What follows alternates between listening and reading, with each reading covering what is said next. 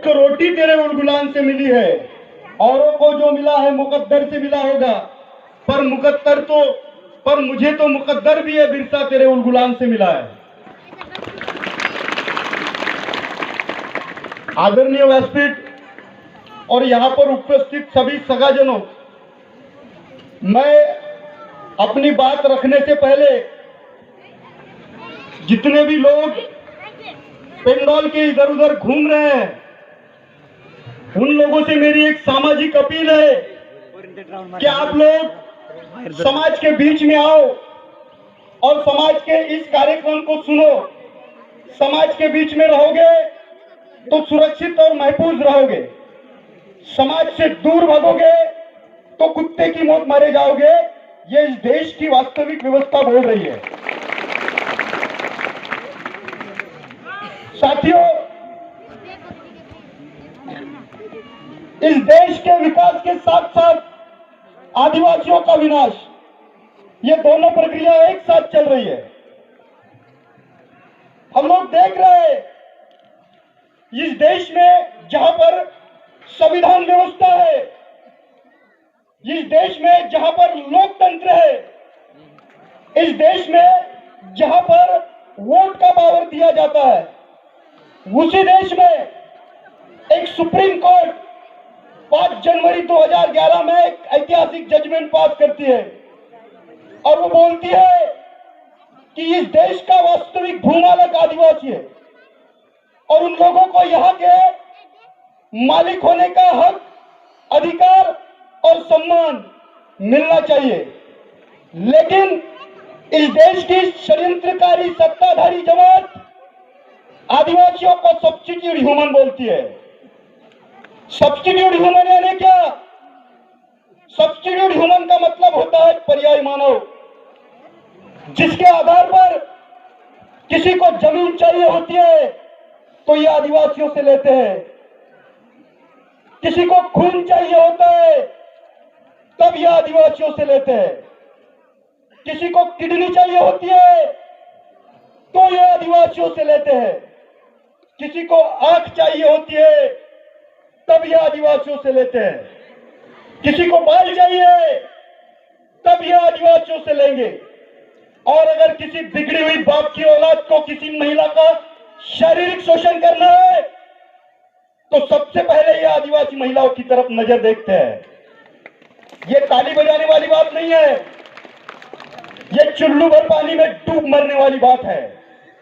जिस देश के हम मालिक हैं, उस देश में हमारी व्यवस्था और अवस्था ऐसी है कि हम किसी भगवान के गुलाम हो गए, किसी संगठन के गुलाम हो गए, किसी पार्टी के गुलाम हो गए, किसी नेता के गुलाम हो गए और किसी धर्म के गुलाम हो गए, किसी व्यवस्था के गुलाम हो गए। यह परिस्थिति है। मैं आप लोगों के गढ़चिरौली में आकर कई दफा आंदोलन करने की कोशिश किया, आप लोगों के आंदोलन में बात करने की कोशिश किया। यहाँ के दलाल लीडरों ने, यहाँ के दलाल नेताओं ने, यहाँ की षड्यंत्रकारी सत्ताधारी व्यवस्था ने कभी हमको पुलिस के मार्फत रोका तो कभी हमारा माइक बंद कर दिया। ऐसा क्यों? ऐसा इसलिए क्योंकि देश के आदिवासियों के हक, अधिकार और सम्मान के खिलाफ में ये जो षड्यंत्र चल रहा है, हमारे संवैधानिक अधिकारों को जो खत्म करने की बात चल रही है, इसके खिलाफ में पूरे देश में हमने आंदोलन करने की बात रखी। जब हम बोलते हैं कि गढ़चिरौली में 5th शेड्यूल है, गढ़चिरौली में पैसा कायदा है, मैं आप लोगों को बोलता हूं पैसा कायदा कब बना? 1996 panchayat extension in schedule area. और पैसा कायदा महाराष्ट्र में या देश में इसका अमेंडमेंट कब हुआ? 2013 में। और पैसा कायदा महाराष्ट्र में लागू कब हुआ? 2014 में। जब पैसा लागू होता है तब आदिवासियों के 5th शेड्यूल एरिया में सबसे ज्यादा अवैध उत्खनन का प्रोजेक्ट लागू होता है। हम लोग जिस संविधान की बात करते हैं वो संविधान आर्टिकल 13(3) में हम लोगों को पंचायत एक्सटेंशन एक्ट से भी ज्यादा पावरफुल राइट्स देता है। जिसको हम रूढ़िगत परंपराओं की व्यवस्था बोलते हैं, जिसको हम पारंपरिक व्यवस्थाओं की गणमान्यता बोलते हैं, ऐसी व्यवस्थाओं की मजबूती हम लोगों को आर्टिकल 13(3) में मिलती है। हमने कभी अपने राइट्स को लेकर गहराई से उसके ऊपर बात नहीं करी और हमने अपने कायदों को समझने की कोशिश नहीं की। जब हम अपने आर्टिकल्स को समझते हैं तो आपको निस्तार के अधिकार को पढ़ने की जरूरत है। निस्तार का अधिकार क्या है? निस्तार 1959 अमेंडमेंट एक्ट 1961 जो 1961 में आया, जिसमें क्लॉज 56 में यह बताया गया है कि जहां पर आदिवासी रहता है वो बहुल क्षेत्र है, वहां पर उनके वाजिबल हक अधिकारों की मान्यता प्राप्त है। वो बोलते हैं with in a village boundary और आउट ऑफ विलेज बाउंड्री। इसका मतलब होता है तुम्हारी गांव सीमा रेखा अंतर्गत आने वाली जमीन, तुम्हारे गांव सीमा रेखा अंतर्गत आने वाली जंगल, उसके रेखा अंतर्गत आने वाली भू संपदा और उस सीमा रेखा अंतर्गत बाहर जाने वाली संपत्ति, यह आदिवासी ग्राम सभाओं की स्वशासन की मालकियत रखती है।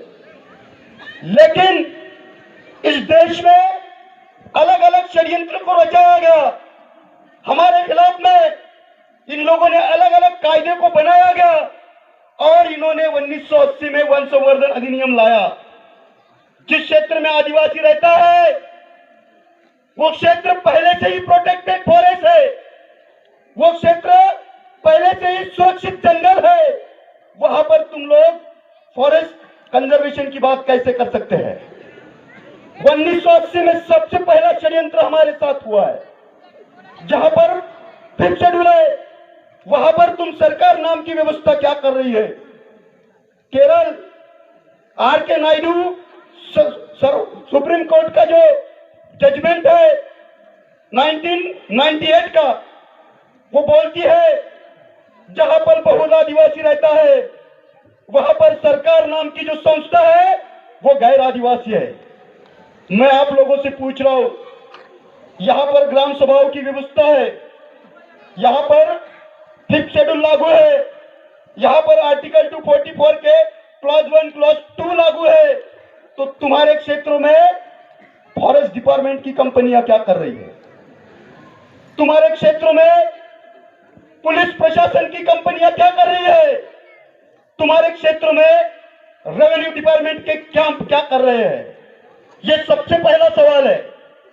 और जिस देश में जिस जमीन को आदिवासियों की जमीन बोला गया, जिस मानव को they are the real owner of the country, they are the real owner of the land, ये बोला गया, उस आदमी को तुम लोगों ने गढ़चिरौली को दंडकारण्य क्षेत्र में तोला गया। दंडकारण्य क्षेत्र यानी क्या?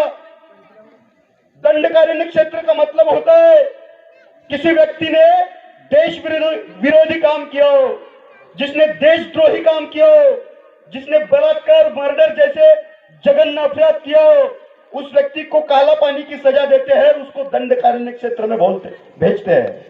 मेरा आप लोगों से सवाल है, गढ़चिरौली को दंडकारण्य क्षेत्र बोला जाता है तो कि यहां पर पैदा होने वाला आदिवासी बच्चा पैदाइशी गुनहगार है, उसको किस बात की सजा दे रहे हो? सबसे पहला सवाल यह है, क्या हम लोग क्रिमिनल ट्राइब है? क्या हम लोग गुनहगारी जमात है? सबसे पहले इस देश की राज्य व्यवस्था के सामने, इस स्टेट के गवर्नर के सामने हमारा एक हलफनामा होना चाहिए कि गढ़चिरौली को सबसे पहले दंडकारण्य क्षेत्र से मुक्त कराओ और इसको आदिवासी क्षेत्र बोला जाए, ये स्वायत्त व्यवस्था बोली जाए। यहां से जितने भी पुलिस प्रशासन के कैंप है आदिवासियों की 5वीं अनुसूची की टेरिटरी के बाहर किए जाए, ये सबसे पहली बात होनी चाहिए। हम लोग देख रहे हैं कि जो लोग गढ़चिरौली में आंदोलन करते हैं, आप लोगों के सामने बुद्धिजीवी लोग, जिन्होंने आदिवासियों की स्वायत्त व्यवस्था को बचाने के लिए, जिन्होंने हमारे हक, अधिकार और सम्मान को सुरक्षित रखने के लिए, तुम्हारे जल जंगल जमीन और तुम्हारे रेवेन्यू को बचाने के लिए जो दिन ब दिन आंदोलन करते हैं और इस षड्यंत्रकारी व्यवस्था के शिकार होते हैं। आपके बीच में नितिन दादा पदा मौजूद है, कई ऐसे कलम लगाए गए उनके ऊपर। आपके बीच में एक काउंसलर क्रांति दादा केरामी मौजूद है, जिनके ऊपर नक्सलाइट का गुन्ना लगाया गया है। वो इसलिए क्योंकि इन्होंने यहाँ पर होने वाले जमीन के ऊपर अतिक्रमण को रोकने की कोशिश की। इन्होंने यहाँ पर अवैध चलने वाला सूरजागढ़ का जो उत्खनन है, इनके खिलाफ में बात की। इन्होंने यहाँ पर आने वाली अनैतिक और अवैध सरकार के खिलाफ में बात की, तो इनके ऊपर उन लोगों ने नक्सलाइट का गुन्ना दाखिल कर दिया। दिल्ली में आंदोलन करने वाला मानव है, उसको संविधान लागू है, और गढ़चिरौली में आंदोलन करने वाले व्यक्ति को तुम नक्सलाइट बोल रहे हो। ये कौन सा कानून है? इस कानून के बारे में तुमको बोलना पड़ेगा। मैं केवल गढ़चिरौली में आकर ये बात नहीं कर रहा हूं। आपके बीच में बैठे आपके बच्चे, आपके बीच में बैठे आपकी बहनें जो नागपुर से बिलोंग करती है, उन लोगों को पूछो। मैं यहां से जाकर तुम्हारे नागपुर के बच्चों को भी ये गाइड करता हूं कि हमारी जमीन खतरे में है, हमारी मां खतरे में है, हमारी संस्कृति खतरे में है, हमारी आइडेंटिटी, हमारी पहचान, हमारे हक अधिकार और हमारा संविधान खतरे में है। इस बात को हम लोग समझा रहे हैं, लेकिन देश और देश की व्यवस्था ये हमेशा से आदिवासियों के खिलाफ में थी और खिलाफ में है। अभी आप लोगों को पदा साहब ने बहुत अच्छा बात बताई, अच्छी बातें बताई। उन्होंने बोला कि इन लोगों ने फॉरेस्ट कंजर्वेशन एक्ट लाया। फॉरेस्ट कंजर्वेशन एक्ट लाने की जरूरत क्या पड़ी? फॉरेस्ट कंजर्वेशन एक्ट को अमेंडमेंट करने की जरूरत क्या पड़ी? देश में एक G20 नाम का कार्यक्रम चलाया गया। जिस G20 नाम का कार्यक्रम था, इसमें 162 देशों के व्यापारियों को निमंत्रण दिया गया। 162 देशों के व्यापारियों को निमंत्रण दिया गया, उनको भारत में वेलकम कराया गया, उनको रेड कारपेट बिछाई गई उनके सामने, और हमारे देश की संस्कृति को दिखाया गया, हमारी देश की इनहेबिटेंट कल्चर को दिखाया गया। उन्होंने हमारे जितने भी ट्राइबल बेल्ट है, इनका सर्वे करने के लिए उन लोगों को भेजा, और इसका सर्वे करते करते उन लोगों ने देखा कि जहां पर बहुल आदिवासी रहता है, जहां पर आदिवासियों के कुल दैवत है, उसी जमीन के अंदर कोयला है, उसी जमीन के अंदर बॉक्साइड है, उसी जमीन के अंदर लोहा है, उसी जमीन के ऊपर रेती है, उसी जमीन के ऊपर पानी है। जहां पर आदिवासी रहता है, उसी जंगल में आयुर्वेद है, उसी जंगल में टीकुड है, उसी जंगल में कौन उपज है। अगर तुम लोगों को आयुर्वेद का उपयोग करना है और तुम लोगों को अपने बिजनेस को बड़ा करना है, तो तुम लोगों को इस देश में व्यापार करना पड़ेगा। ये लालच इस देश की षड्यंत्रकारी व्यवस्था ने दी है। ये ताली बजाने वाली बात नहीं है, ये सच्चाई है, ये समझने की जरूरत है। हम लोग नाच गाने में महरूम हो गए, हम लोग गोंडी गाने बजाते हैं, हम लोग संस्कृति को ही अपना जीवन का मुक्ति का मार्ग समझ बैठे हैं। ऐसा नहीं है। यहां पर बैठे हुए आप लोगों को करीबन 2.5 से 3 घंटे हो गए। आप लोगों को हो सकता है कि घुटनों में तकलीफ हो रही है, आप लोगों को हो सकता है कि कमर में तकलीफ हो रही है, लेकिन ये तकलीफ आने वाली तकलीफ के सामने बेअसर है। आप लोग इस बात को समझो, जिस व्यवस्था में हम लोग जी रहे हैं, इसको धार्मिक व्यवस्था बोलते हैं, और जिस व्यवस्था के आधार पर अपने हक अधिकारों को मानने की बात कर रहे हैं, इसको प्रजातांत्रिक व्यवस्था बोलते हैं। लेकिन देश में प्रजातांत्रिक व्यवस्था अब बची नहीं है। साथियों, घर मेरा जल रहा है तो हवाओं का रुख इधर भी होगा, घर मेरा जल रहा है तो हवाओं का रुख इधर भी होगा।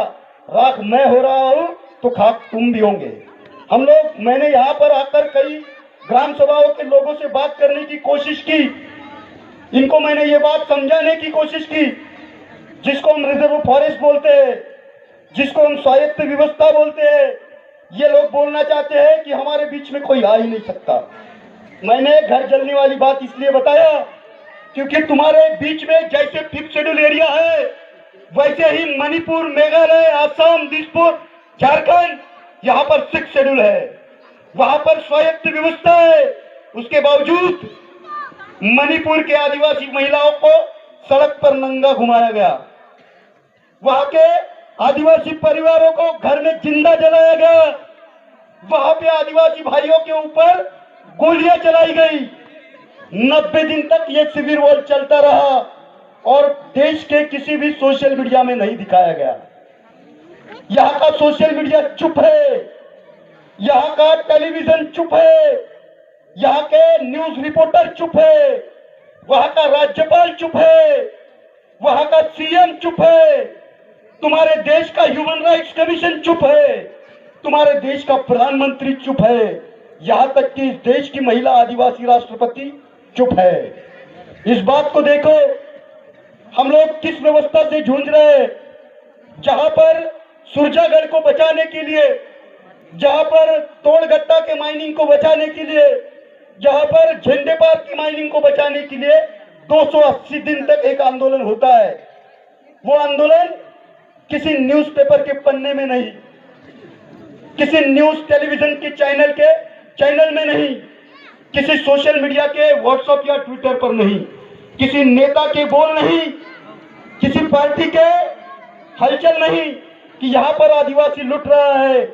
जिस जमीन को वो आदिवासी पूछता है। सुरजागढ़ ये कोई साधारण गढ़ नहीं है। इसको गढ़ क्यों बोला गया, इसकी बात समझो। इसको गढ़, ये जो सुरजागढ़ है, यह आपको कचारगढ़ को जोड़ने वाली व्यवस्था के आधार पर बनाया गया हमारा एक सांस्कृतिक और दैवत स्थल है, जिसको यहाँ की षड्यंत्रकारी व्यवस्था, यहाँ के उद्योगपति, यहाँ के नेता और यहाँ के पूंजीपति लोग लूटमार कर रहे हैं। साथियों, मैं आप लोगों के बीच में इतिहास समझाने के लिए नहीं आया, मैं आप लोगों के बीच में भगवान समझाने के लिए नहीं आया, मैं आप लोगों के बीच में धर्म या पार्टी या नेता समझाने के लिए नहीं आया। मैं आप लोगों को समझाने के लिए आया हूं कि आने वाले समय में जो अन्याय अत्याचार खड़ा होने वाला है, उसके खिलाफ में तुम लोगों को खड़े होना पड़ेगा। अकेले पदा साहब या अकेले तुम्हारे क्रांति दादा या अकेले तुम्हारे लक्ष्मण दादा जेट्टी या फिर अकेले तुम्हारे यहाँ पर उपस्थित बुद्धिजीवी गण, ये लड़ने से काम नहीं चलेगा। जब तक तुम लोग अपनी व्यवस्था को बचाने के लिए सामने नहीं आएंगे, तब तक तुम्हारा हंसदे होता रहेगा, तब तक तुम्हारा कांकेर होता रहेगा। क्योंकि इस देश की व्यवस्था आदिवासियों की सत्ता को भी खत्म कर रही है। आप लोग देखो, झारखंड में आदिवासी सीएम था, जिस सीएम को यह बोला गया कि आने वाले 2024 में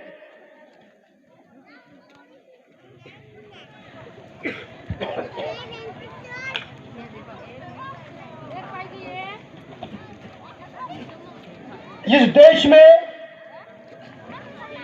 सबसे पहले इन लोगों ने एनआरसी लाया, उसके बाद इन लोगों ने सीए लाया और उसके बाद इन लोगों ने एक घोषणा कर दी जिसको हिंदू राष्ट्र बोलते हैं। नेशन के नाम पर इन लोगों ने नेटिव को खत्म कर दिया, इसकी तरफ कभी किसी ने बात ही नहीं की।